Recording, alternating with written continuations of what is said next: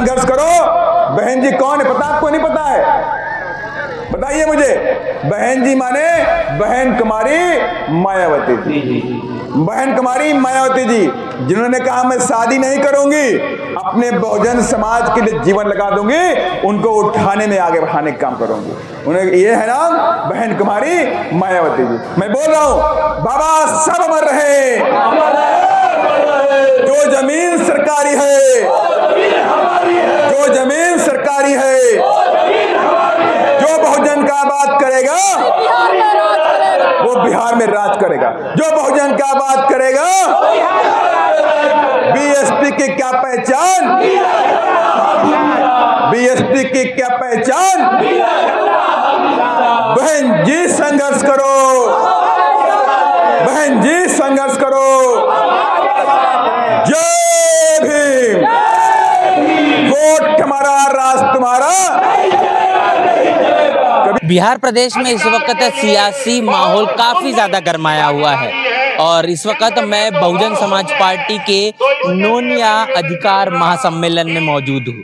यहाँ पर तमाम चीजें जो चल रही है, इसके साथ साथ ये समझने की आवश्यकता है कि बिहार में इस वक्त जिस तरीके से तमाम राजनीतिक पार्टियां अपनी विचारधारा को, अपनी तमाम बातों को लोगों तक पहुंचाने के लिए इस वक्त पहुंचते हुए नजर आ रहे हैं, ऐसे में बहुजन समाज पार्टी के जरिए भी इस अधिकार महासम्मेलन को लगाया गया है। और खासतौर पर यहाँ पर जिस जाति का जिक्र है यह है नोनिया अधिकार सम्मेलन। बिहार में अति पिछड़ा वर्ग की अगर बात करेंगे, सबसे ज्यादा बड़े पैमाने पर पाया जाता है, जिसकी लंबे समय से एक मांग चल रही है कि जिसे एससी और एसटी में शामिल किया जाए। और लंबे समय से इस मांग को लेकर जो सरकारें बनी, उन्होंने खास तौर पर इस जाति पर जिस मुताबिक ध्यान देने की आवश्यकता थी, उस मुताबिक तमाम अधिकारों के मद्देनजर रखते हुए देने की जरूरत थी, वो बिल्कुल भी नहीं दिखाई देती। और अब बहुजन समाज पार्टी के जरिए ये जो नोनिया अधिकार सम्मेलन का आयोजन किया गया, इसके पीछे की यही वजह है कि शिक्षा संस्थानें हो, नौकरी हो, तमाम क्षेत्रों के अंदर बहुजन समाज का खास तौर पर अति पिछड़े वर्ग की जो भागीदारी है, जो आजादी के इतने वर्ष बाद सुनिश्चित हो जानी चाहिए थी, वो हमको नहीं नजर आ रही है। खासतौर पर 1.81% कहने के साक्षर ये नोनिया समाज बिहार प्रदेश में दिखाई देता है। अब मुद्दा ये है कि बिहार प्रदेश में पूरे भारत में सबसे ज्यादा जो आईएएस है, यूपीएससी परीक्षा पास करने वाले लोग नजर आते हैं, लेकिन असल मायने में शिक्षा का स्तर किस मुताबिक बिहार प्रदेश में है और शिक्षा को लेकर बिहार प्रदेश में जमीन के आखिरी तबके तक, समाज के आखिरी व्यक्ति तक क्या ये शिक्षा का अधिकार पहुंच पा रहा है या फिर नहीं, तमाम चीजें जानने समझने की हम कोशिश करेंगे।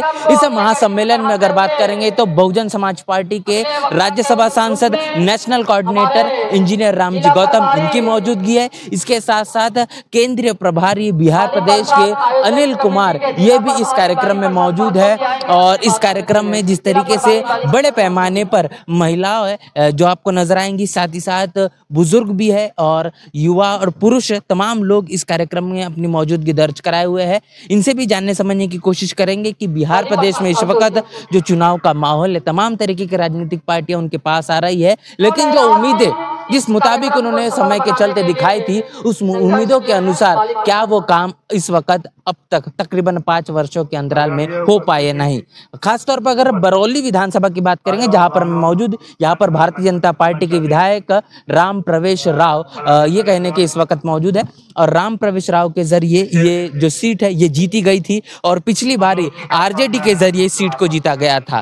तो भारतीय जनता पार्टी और आरजेडी ये दोनों ही कहने के इस बरौली विधानसभा के अंदर नजर आते हैं, लेकिन बहुजन समाज पार्टी भी अपने संगठन को हर एक स्तर पर अब चुस्त दुरुस्त करना शुरू कर चुकी है।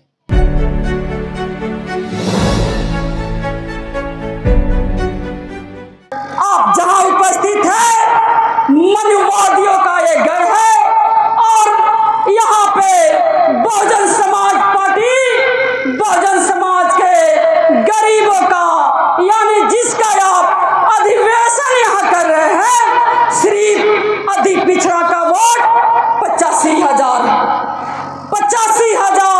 अति पिछड़ा का वोट इसी विधानसभा में है। और यही नोनिया समाज महोदय अति पिछड़ा में आता है। यहाँ से 3 किलोमीटर अंदर जाइए, सांप्रदायिक शक्तियों ने आज इस विधानसभा के अंदर जल जमाड़ बना के बैठा है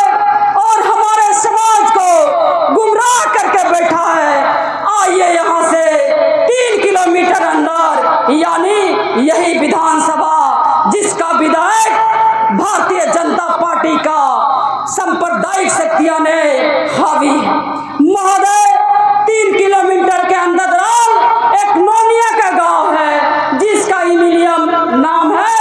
आज 78 साल की आजादी में उस नोनिया के गांव में न लाइट की व्यवस्था है न रोड की व्यवस्था है। हमारे एक तेजस्वी यादव जो बिहार के प्रतिपक्ष के नेता हैं, एक पोस्ट करते हैं कि मैंने भारत के इतिहास में मैंने पहली बार एक अति पिछड़ा को प्रदेश अध्यक्ष बनाने का काम किया।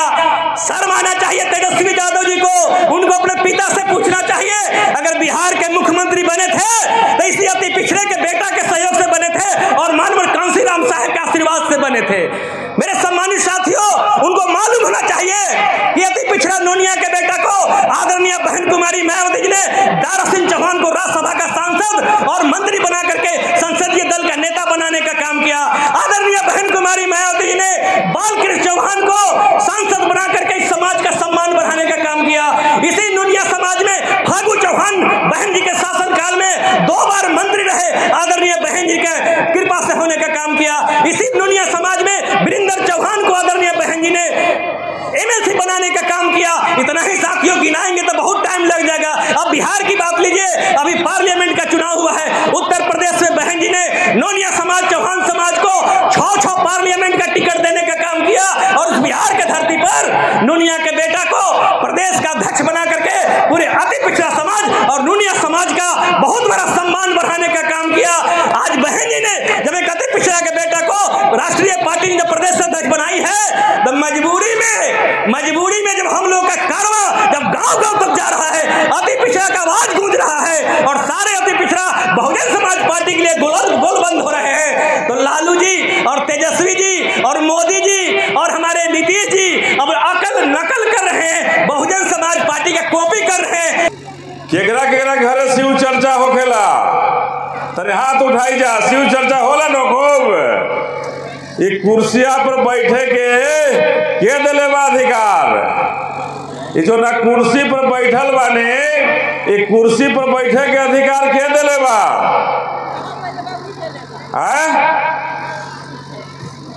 के दिले बा? माता जी बताई।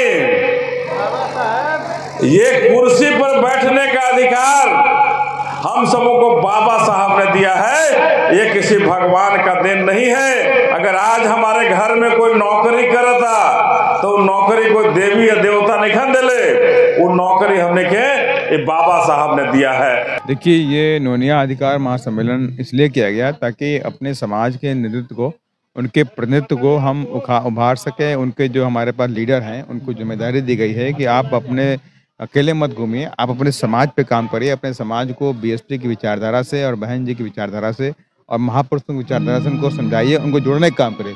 इसी क्रम में आज ये नोनिया अधिकार महासम्मेलन बुलाया गया था, जिसमें नोनिया समाज के लोगों को आसान्वित किया गया है। देखिए कि इतनी बड़ी आबादी आपके प्रदेश के अंदर है, बड़ी आबादी होने के बाद भी आपके पास कोई राजनीतिक रूप से, आप पॉलिटिकल रूप से आप आगे नहीं बढ़ रहे हैं। तो अगर आप चाहते हैं कि पॉलिटिकली रूप से आप आगे बढ़ें तो आपको बीएसपी के साथ आना पड़ेगा।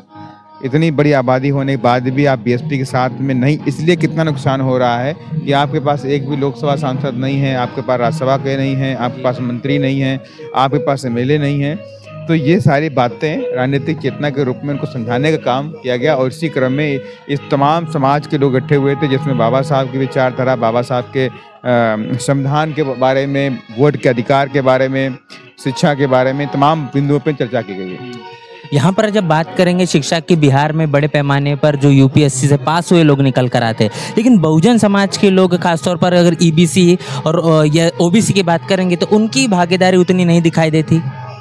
देखिए, यहाँ पे एक बड़ी गरीबी है, एक असमानता है। आप सामाजिक स्तर पे बड़ा असमानता आपको दिखाई पड़ेगी कि जो गरीब लोग हैं, जो बैकवर्ड है, जो अति पिछड़ा समाज का आदमी है, जो दलित है, उनके पास संसाधन नहीं है पढ़ाई के, उनके पास स्कूल नहीं है, उनके पास कॉलेजेस नहीं है, पैसा भी नहीं है कि बड़े बड़े कोचिंग इंस्टीट्यूट को हायर कर सके, वहाँ जाके पढ़ाई कर सके, वो भी पॉसिबिलिटी उनके पास नहीं है। जब तक आप उनके लिए माहौल नहीं बनाएंगे, शिक्षा का माहौल नहीं बनाएंगे, कोचिंग इंस्टीट्यूट नहीं सरकारी बनाए जाएंगे, कॉलेजेस नहीं बनाए जाएंगे, स्कॉलरशिप नहीं दी जाएगी उनको पास, तब वो कैसे आगे बढ़ेंगे? तो इस तरह से यहाँ पे जो सरकारें लंबे अरसे से बिहार में रही वो सामंतवादी सोच को लेकर आगे चलती रही हैं। इसीलिए आज प्रदेश के अंदर लंबे अरसे के बाद भी अति पिछड़ा और पिछड़ा के साथ साथ में गरीब, दलित, आदिवासी का विकास नहीं हो पाया। नोनिया समाज लंबे समय से इस बात को लेकर मांग कर रहा है कि उसे एससी और एसटी में शामिल किया जाए, लेकिन ये चीज़ें अभी तक नहीं हो पा रही है। क्या वजह लगती है? देखिए, नोनिया समाज की जो मांग है वो तो सेकेंडरी हो गया कि पहले तो पार्लियामेंट में उनकी भागीदारी सुनिश्चित की जाए, उनकी पार्लियामेंट में सांसद बने, एमएलए बने और हम प्रदेश के अंदर उनके सहयोग से भागीदारी उनकी सुनिश्चित करें।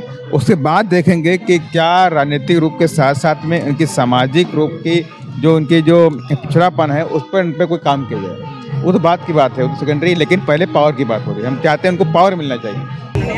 बेगूसराय के रहने वाले थे, अंग्रेजों की हुकूमत में उनके बहुते कड़ा में देखिए, जो अभी तक राजनीतिक पार्टियां जो बिहार का प्रतिनिधित्व किया, ये जानता है कि बिहार को कैसे, बिहार के लोगों को कैसे ठगा जाए। ये उसी की परिणति है कि हमेशा जब जब चुनाव आया है इन्होंने कुछ न कुछ नया शगुफा दिया है। उन्हें नया नया कुछ घोषणाएं करेंगे और नया नया शगुफा, नया नया घोषणाओं के करने के बाद उनको ठगने का काम करेंगे। तो आज हम लोग यहाँ नोनिया सम्मेलन में जो आए हैं तो हम सबों ने इन्हें जागृत करने आए हैं और ये जगाने आए कि भाई आप जग करके आप हमारे साथ आइए। काफ़ी बड़े पैमाने पर लोग यहाँ आए और उसमें उन्होंने बताया कि हमारे साथ कैसे ज्यादती हुई है, कैसे हमें ठगा जा रहा है, कैसे हमें ठगा गया है। तो बहुजन समाज पार्टी बहन जी के नेतृत्व में स्पष्ट रूप से, जिस तरह से उत्तर प्रदेश में चौहानों को, वहाँ पे नोनियाओं को काफ़ी बड़े राजनीतिक हिस्सेदारी मिली, सत्ता में सांसद बने, मंत्री बने, बिहार के अंदर आज तक एक सांसद नहीं बना पाए। तो हम बहुजन समाज पार्टी के लोग बिहार से भी चाहते हैं कि नोनिया समाज के लोग सांसद बने, जिनसे वो मुख्य धारा में लोग शामिल हों, आगे आवें। तो आज यही है कि हम लोग यहाँ गोपालगंज में आकर के मजबूती के साथ नोनिया समाज, नोनिया बिंद मल्लाह को किए हैं, आगाह किए हैं कि ये जो एनडीए और इंडिया गठबंधन है इससे सतर्क रहने की ज़रूरत है और आपको बहुजन समाज पार्टी से जुड़ करके रहना है। तभी आपको राजनीतिक रूप से मजबूती मिलेगी और तभी आपका हक, अधिकार जो आपका है वो आपको मिलेगा। ये नोनिया अधिकार सम्मेलन करने की ज़रूरत इसलिए पड़ी है कि आज़ादी के इतने लंबे समय बीत जाने के बाद भी इतनी बड़ी आबादी नोनिया बिंद बेलदार और खास करके अति पिछड़ा समाज का है। और जो भी इस प्रदेश में सत्ता में रहे या देश में सत्ता में रहे, लंबे समय तक कांग्रेस ने सरकार चलाई, उसके बाद फिर लालू जी की सरकार चली, उसके बाद इधर नीतीश की चल रही है, बीजेपी की चल रही है, लेकिन सभी ने इस नोनिया समाज को ठगने का काम किया। आज तक कोई उचित भागीदारी देने का काम नहीं किया। लेकिन धन्य है आदरणीय बहन कुमारी मायावती जी और धन्य है मानवर कांसी राम साहब, जो बहुजन समाज पार्टी बना करके इस नोनिया समाज को, इस अति पिछड़ा समाज को और नोनिया समाज की जितनी भी उपजातियां हैं सबको उन्होंने सम्मानजनक अधिकार देने का काम किया, उचित प्रतिनिधित्व देने का काम किया।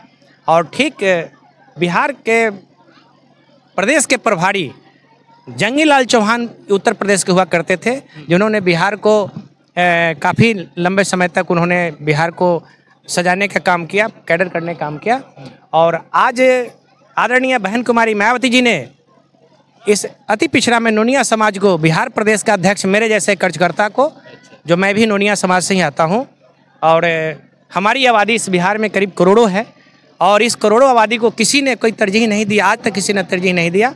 आदरणीय बहन कुमारी मायावती जी का आशीर्वाद से और हमारे नेशनल कोऑर्डिनेटर अभी वर्तमान में आदरणीय रामजी गौतम साहब के रिकमेंडेशन से आज मुझे बहन जी ने इस बिहार प्रदेश का प्रदेश अध्यक्ष बना करके पूरे अति पिछड़ा के साथ साथ इस नोनिया समाज के गौरव को बढ़ाने का काम किया। इसलिए पूरे बिहार का हमारा अति पिछड़ा समाज नोनिया समाज बहुजन समाज पार्टी के नीले झंडा और हाथी निशान के तले बहन जी के मिशन में कदम से कदम मिलाकर चलने के लिए तैयार है। और इस बार हमारा समाज ठाना है कि बहुजन समाज पार्टी की सरकार बनाना है बिहार में, और ताकि लंबे समय से जो इस समाज की उपेक्षा हुई है, यह समाज का हक हिस्सा लूटा गया है, उचित प्रतिनिधि नहीं दिया गया है, अब हर क्षेत्र में इस समाज को भागीदारी मिलेगा।